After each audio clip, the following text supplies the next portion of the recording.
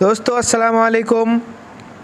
बहादुर शाह ज़फ़र के पार्ट 3 में और यूँ समझिए कि आखिरी पार्ट में आप सबका इस्तकबाल है। पिछले 2 पार्ट्स में हमने देखा कि किस तरह बहादुर शाह ज़फ़र की ताजपोशी हुई, किन हालात में हुई और 1857 की बगावत किस तरह शुरू हुई, बहादुर शाह ज़फ़र पर क्या इल्ज़ामात लगे और सज़ा के तौर पर मुल्क बदर क्यों किया गया। बहादुर शाह ज़फ़र के रंगून पहुँचते ही तैमूरी सल्तनत का और उस वक्त की दुनिया की तीसरी बड़ी सल्तनत का ख़ात्मा हो गया था। ये एक ऐसा सबक है सारी दुनिया के लिए कि जो लोग अपने फ़ायदे के लिए आवाम का सौदा करते हैं उनका अंजाम किस तरह होता है। इस पार्ट में हम देखेंगे कि किस तरह बादशाह की ज़िंदगी के आखिरी लम्हात गुज़रे जो बहुत कम लोग जानते हैं।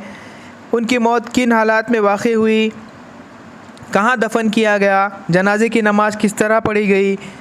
इस सबसे पहले अगर आप तक आपने हमारे इस चैनल को सब्सक्राइब नहीं किया है तो बराए मेहरबानी हमारे चैनल को सब्सक्राइब करें, इस वीडियो को लाइक करें, शेयर करें। चलिए आगे बढ़ते हैं। 1858 से बहादुर शाह ज़फ़र रंगून में, जिसे आज यंगून कहा जाता है, कि यंगून की एक छोटी सी और टूटी फूटी इमारत के अंदर क़ैद थे और अपनी बदनसीबी का रोना रो रहे थे। उनके साथ ख़ानदान के चंद अफराद थे। ये वो क़ैदी था जिसके पुरखों ने आज के इंडिया, पाकिस्तान, बांग्लादेश और अफ़गानिस्तान पर सदियों तक राज किया। बहादुर शाह ज़फ़र पर क़ैद के दौरान कागज़ और क़लम के इस्तेमाल पर पाबंदी आयद की गई। वो कोयले से क़ैद खाने की दीवार पर अशार लिखा करते थे। 7 नवंबर 1862 की सर्द सुबह थी। बहादुर शाह ज़फ़र की नौकरानी ने कैप्टन डेविस के दरवाज़े पर दस्तक दी। अंदर से उसके नौकर जो बर्मी था उसने दस्तक देने की वजह पूछी। नौकरानी ने अटकते हुए जवाब दिया कि ज़िले सुबहानी की तबीयत बिगड़ गई है, डेविस को बुलाएं। डेविस के नौकर ने झिड़क कर कहा, साहब कुत्ते की कंघी कर रहे हैं, मैं उन्हें डिस्टर्ब नहीं कर सकता।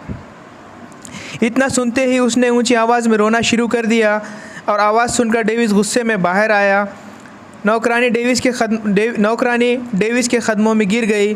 वो मरते हुए बादशाह के लिए क़ैद खाने की खिड़की खुलवाना चाहती थी ताकि बादशाह मौत से पहले एक दो सांसें आज़ाद हवा में ले सके।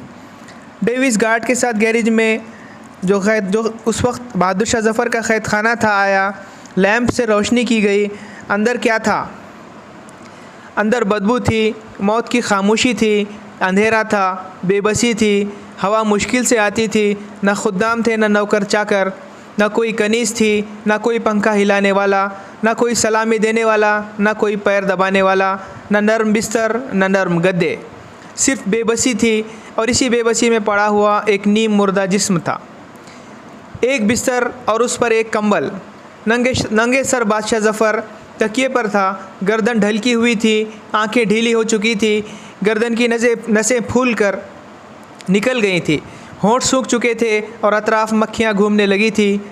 इन शॉर्ट अगर कहा जाए, गरीबी, बेचारगी, बेबसी, मजबूरी बिल्कुल साफ़ नज़र आ रही थी। यकीन नहीं हो रहा था कि ये कोई बादशाह का चेहरा और बादशाह की मैयत होगी। डेविस ने बादशाह पर हाथ रखा लेकिन रूह निकल चुकी थी। डेविस ने रिश्तेदारों को बुलाने का हुक्म दिया। रिश्तेदार भी क्या थे, सिर्फ 2 लोग थे। एक जवाबख्त जो बहादुर शाह ज़फ़र का बेटा था वो आया और दूसरा उसका उस्ताद हाफिज़ इब्राहिम दहलवी। बहादुर शाह ज़फ़र को आखिरी गुस्ल दिया गया, कफ़न पहनाया गया, दोनों ने जनाजा पढ़ा और इसी दिन बरतानवी अफसरान की मौजूदगी में उन्हें रंगून के एक बेनिशान जगह में दफन कर दिया गया। बाज़ लोग कहते थे कि सरकारी रिहाइश में ही दफन किया गया था। खबर पर पानी का छिड़काव शुरू हुआ तो हाफिज़ इब्राहिम दहलवी के जहन में ताजपोशी का वो मंज़र दौड़ने लगा और उसको याद करके उनके आँख से आंसू जारी हो गए। उन्होंने जूते उतारे और सूरह तौबा की तिलावत शुरू की। आवाज़ का जादू कहें या कुरान का एजाज़, डेविस की आँख भी भर आई। उसने हाथ उठाया और बहादुर शाह ज़फ़र की ख़बर को सल्यूट पेश किया। ये शायद बहादुर शाह ज़फ़र के लिए आखिरी सल्यूट था।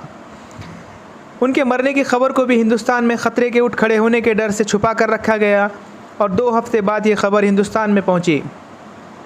तकरीबन 100 बरस तक उनकी ख़बर का किसी को पता नहीं था। रंगून के लोग ये जानते थे कि बहादुर शाह ज़फ़र छावनी के अंदर कहीं ना कहीं दफन है, लेकिन दुरुस्त जगह का इल्म किसी को न था। लोग आहिस्ता आहिस्ता बहादुर शाह ज़फ़र को भूलने लगे थे। आखिर 1991 में मज़दूरों ने एक नाली खोदते खोदते एक ईंटों का चबूतरा देखा। बाद में पता चला कि बहादुर शाह ज़फ़र की ख़बर है।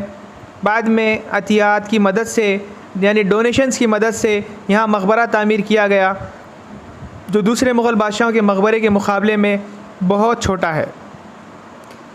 हम देख चुके खूब तमाशाए ज़माना, अच्छा है कुछ और न दिखलाए ज़माना, ढूंढो तो ज़माने में नहीं महर व मोहब्बत, किस तरह आया है ज़फ़र हाय ज़माना। शुक्रिया।